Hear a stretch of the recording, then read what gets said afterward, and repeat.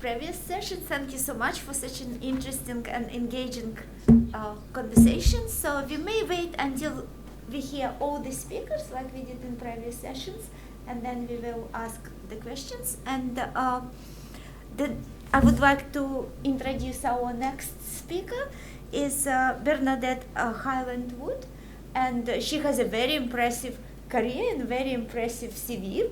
And she is a UQ Global Change Scholar and PhD candidate at the University of Queensland School of Political Science and International Studies. And her PhD research is on sustainability of open government data and open science. She pioneering U.S. federal and international open data programs for the U.S. Environmental Protection Agency and UN Food and Agriculture Organization. And she serves as the chair of the International Government Linked Data Working Group. And there is a lot to her career further, and she has a very wonderful LinkedIn profile as well. But I introduce her talk, and it will be open environmental data, strengthening data, culture, and communities.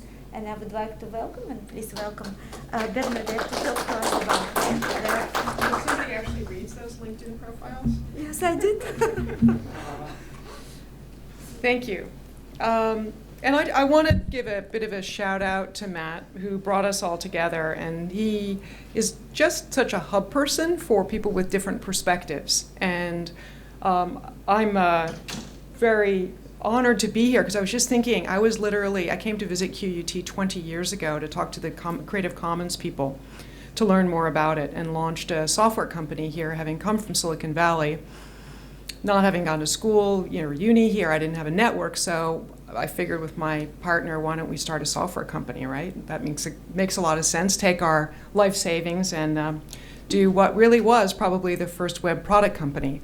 And I'll just ask you, or just let you know, tomorrow I do my mid-candidature review. So this is a little bit of a riff off of what I'm going to do. So I'm very open to feedback from any of the professors. I will be less theoretically informed in this talk than I will be tomorrow with my political science friends. But by training, I'm a data scientist, and my research has to do with bridging the world of data science and social sciences, as I will shortly go over. But I'm going to just touch on broadly the research space that I'm in, the motivation, which touches on my background, why we are looking at sharing open government data. So I want to really highlight, I'm not looking at federally funded research through ARCs or NHMRC, but I'm looking, did I get that right? And so it's a long acronym for 5 letters. I'm not looking at research scientists' production of data. I'm looking at what federal governments are doing. So touching on that space of expensive to collect data, and I'll get into it as to what it is, but my research problematique basically has to do with how do we do a better job or finding out what's motivating federal public sector workers to share information that they're the stewards of. So as was just previously mentioned, I worked with the US EPA as well as the UNFAO during the former administration under President Obama, and the EPA was quite a different place then, and we were going gangbusters in opening up data. In 2009, President Obama announced his first day of office that he would have the most open and accountable government ever.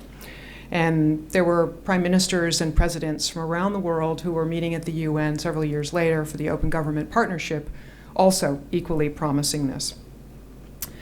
So I'll start with a little bit of a story. I talked a little bit about my research intersecting open data science and organizational culture. But for many centuries, governments have collected information in the form of maps and tax receipts, census information, as some other speakers have touched on. And this information, for many centuries, was considered a state secret. If data custodians leaked that information, in many cases, they would face certain death.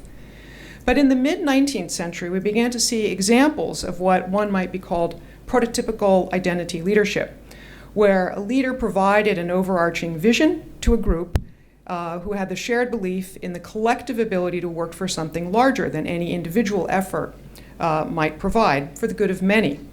And an example of this was a U.S. naval officer who devised a system of crowdsourcing oceanographic data. He created charts, and then he started sharing it with other ships' captains. And within literally several years, this approach yielded charts that provided trade routes to more than half the world's trade routes. So I've touched on my background briefly. I just want to, I don't know if any of the people who spoke this morning were here, but our team in Brisbane developed the Mulgara open source platform, which became part of DuraSpace and is used for many institutional repositories, including UQ's. And interestingly, my business partner's PhD was on sustainability or software maintenance using semantic technologies, and his PhD thesis is on software that we wrote, which is kind of recursive.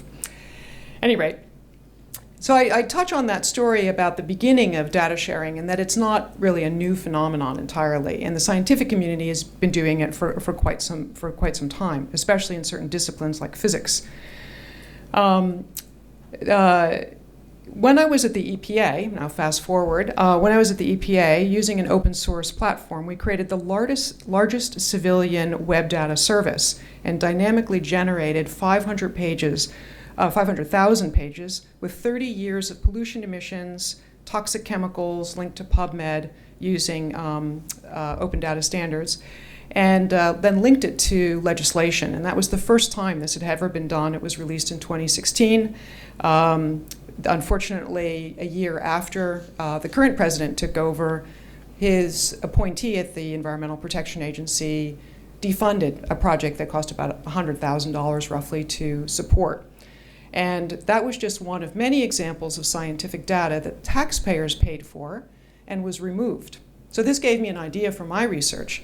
So unlike what Jay just talked about, where it was the farmers' data and they happened to click on a terms of agreement, not realizing they were potentially turning over the keys to the data that they had generated, this is taxpayer-funded data that, at least the stuff that I'm looking at, my research is non-personally identifiable data that has nothing to do with law enforcement or security. And governments collect a tremendous amount of data. As I touched on in my question earlier, it used to be the domain of really just governments to collect this because it was very expensive data. Things on surface temperatures of bodies of water, methane monitoring with a NASA-operated $10 million a year satellite, which Trump tried to defund. Much of the government information is scientific and includes geospatial, location, air and water quality, and other types of data.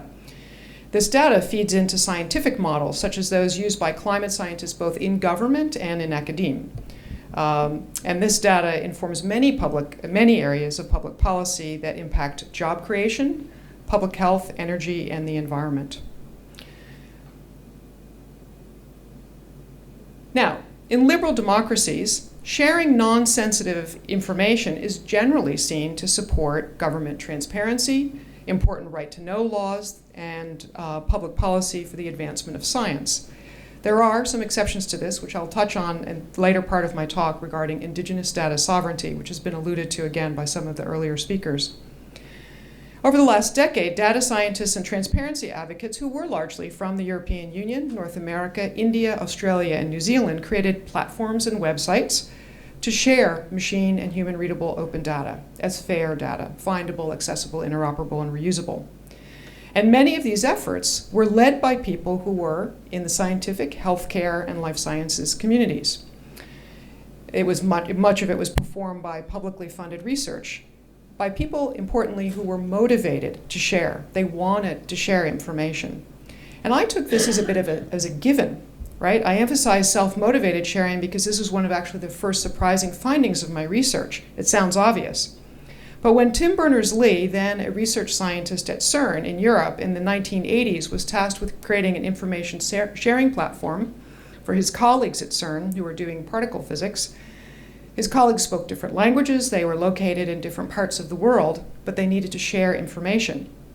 And so, like the navigators of the 19th century, these physicists from the 20th century were motivated to share information. No one was forcing them to do it. But by contrast, today's data management activities, often run by public servants in a risk-adverse culture, are often not motivated to share. So I decided to push back on some of the assumptions that some of my data scientist friends and colleagues and tech-savvy health and life sciences researchers had assumed. So my research has to do with examining these tensions between those who want to share publicly funded science and environmental data, the need to call them the need to share crowd, versus those who are stuck in the era of need to know and those who want to keep government data siloed. For the academics, any social scientists here, the literatures that I looked at are evidence-based policy making and open government data literature or government information literature. But then the novel body of literature, but it's got a long pedigree, is identity leadership. And I reviewed the evidence-based literature, and one of the observations I had is that they treat evidence a bit like a Boolean. It's either used or it isn't. And there are, of course, more nuanced discussions related to salience and credibility and legitimacy of the evidence, advanced by Cash and more recently Peter Tangney in his monograph about climate adaptation, evidence and policy, which is an excellent read if you're in this space. But there's the assumption that the data exists. My practical experience suggests otherwise. Data is often not in a form that is useful as evidence. It's often cannot be combined readily. It's inconsistent or so incomplete as to be useless. So digging into the government information literature, which is sort of where my tribe is from, factors hindering data sharing include the normal things: data deficiency practice, deficient data practices, lack of a supportive culture, poor incentives, insufficient training. And more recently, there's a lot of discussion around the politicization of data, of public data, and I'll touch on that briefly at the end. So as I moved deeper into this research, I thought I really need some way to describe this human side of this puzzle, the leaders and the groups that are involved with data sharing. And I want to consider the hard and soft factors. So this is a kind of a rewording of my research questions, and I want to look at the hard and the soft factors that are helping and hindering public data dissemination. It's theoretically informed or theoretically led on using identity leadership and organizational culture, pioneered by Alex Haslam and Nick Steffens and several other social psychologists that we're very fortunate to have at UQ. They seem to have all gravitated from the European Union. Haslam, Steffens, Plato, Postmus, and Elmers advanced the idea of a shared sense of us and what we are about. So this research goes into how public sector leadership influences the supply of public data. What do leaders in data-rich organizations like Geoscience Australia, the BOM, the ABS, do to promote data sharing? And do they engage in identity leadership? So with that approach, one of the conceptual ideas that I have come up with is this concept of knowledge tribes, who are groups of people that advance the discussion and the know-how of data sharing. Now these are people who may be within government or outside of government.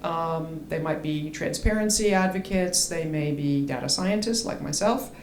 But the term captures this dimension of a shared understanding that becomes the basis of our self-understanding and a shared sense of belonging to a particular group.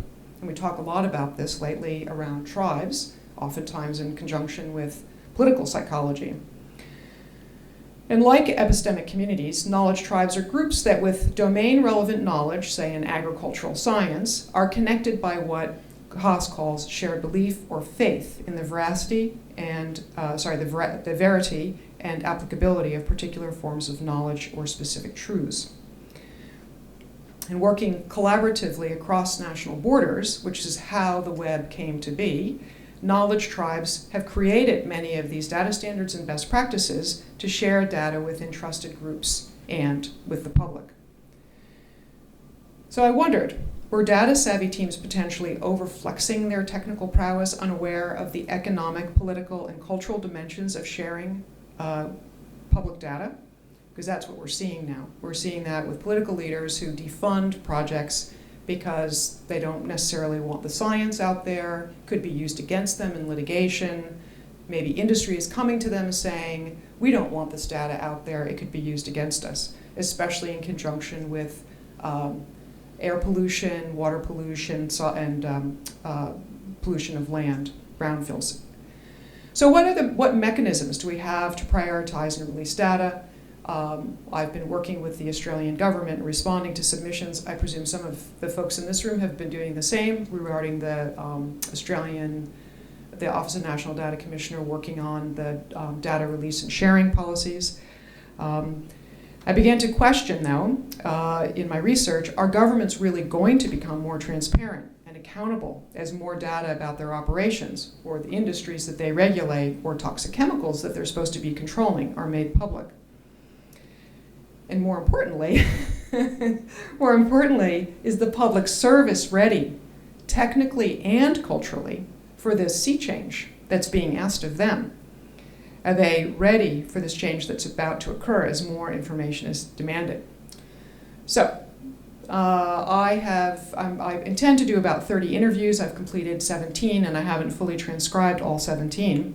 But several of the findings thus far are thematically categorized around concerns of risk and backlash. So some interesting ones came up around releasing anonymized public health data, that there's going to be quite a bit of backlash against this because we haven't had necessarily very fair practices when it relates to public health policies and administration of them, especially with respect to indigenous peoples. Some of the organizations that I've interviewed, and again, they're all, I haven't told you this, the people that I'm speaking with are executives, so deputy secretary level or their assigns and data stewards who are fairly savvy about wanting to release data. So they're not the people at the very early part of the journey. But nevertheless, even with these data-rich organizations, they're saying things like, we actually don't really know what our data assets are, and we need to take everybody on the journey. We want to move towards a data culture through storytelling with data. So very different than the way the generation of early open data advocates started out on this journey. I realized I was working with largely white European men who had a math degree or had possibly a philosophy background around centennial calculus, and they created ontologies for a living. But they saw the world in a very specific way. Now I'd say a decade on, or a decade and a half on, we're getting much more nuanced. The social scientists are entering the conversation. And what I notice is the way the managers are, the leaders are motivating people is through identity and storytelling. Very importantly, in my research, I found out, this sounds really naive when I look back on it, the assumption that governments collect, let alone share data, is not universally embraced. Often, it's been the marginalized communities that have suffered from surveillance in various forms. And again, there's a long history of that. Most recently, via surveillance and facial recognition that we see being discussed in this country. And there are discussions amongst the AI community, I'm grateful about this, about scientists of any nationality doing research on facial recognition because of the potential for it to be misused. I'm speaking with New Zealand. My case studies are New Zealand and Australia at the national level. And the New Zealand research participants raised this important issue of Indigenous data sovereignty. So I'm very early in my research on this. I've certainly read the excellent book edited by Monique Mann and Angela Daly, who is affiliated with QUT. So IDS counters the positivist perspective that metrics, if properly described and recorded, provide beneficial outcomes consistently. They provide greater insights, more efficiency, and overall positive outcomes, much like what Bryden was talking about. IDS examines who owns this data, how should it be used, by whom, who has access, and under what conditions.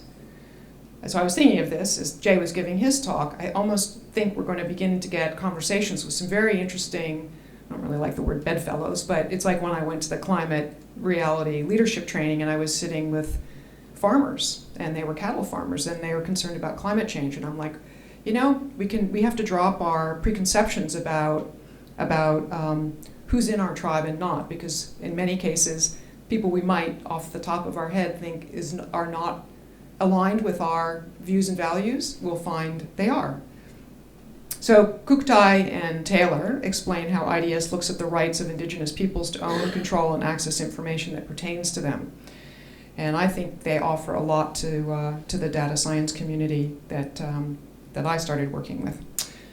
So I'm not sure if many people saw this cover. It was on a number of papers last week, and I couldn't help but put a slide in there when we are all gathered together about government redaction of information. So while I'm not specifically talking about media rights, it's all getting swept up in perceptions, and oftentimes policymakers don't have the ability to distinguish between media rights, open data, surveillance, cybersecurity. And I feel as though our conversation is getting, in a way, has to be mindful of all these different topics. I will say that the relevance of this research, my research, with each month that goes on, goes more and more to the core of democracy and the progress that we have made in the 20th century in relation to freedom of information and right to know laws. These national organizations who have had a long history of supplying open data are now becoming targets of funding cuts. Examining what this potential disruption is to scientific knowledge production and applied research when data sharing culture is not prioritized is timely.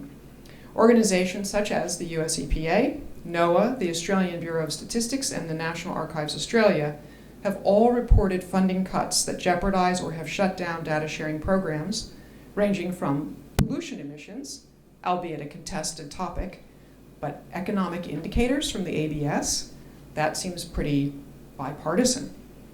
If open government information is located in areas of political contestation, leaders may be tempted to order the concealment or removal of information on public websites. But I'd like to end a little bit on a positive note here, that paradoxically, the recognition of these benefits by the public and the public's investment in open information and right to know laws and the value of a free press is serving as a rallying cry to scientists and transparency advocates worldwide. So thank you very much for providing us this forum to meet face-to-face at a symposium where we're talking about open access, and thank you to QUT, who has shown leadership in this area for decades. Open government data has surely moved from the normative and aspirational goals reflected through advocates and technologists to a much more nuanced, reflective perspective, as the people with more diverse perspectives and backgrounds engage in these thoughtful discussions. Thank you.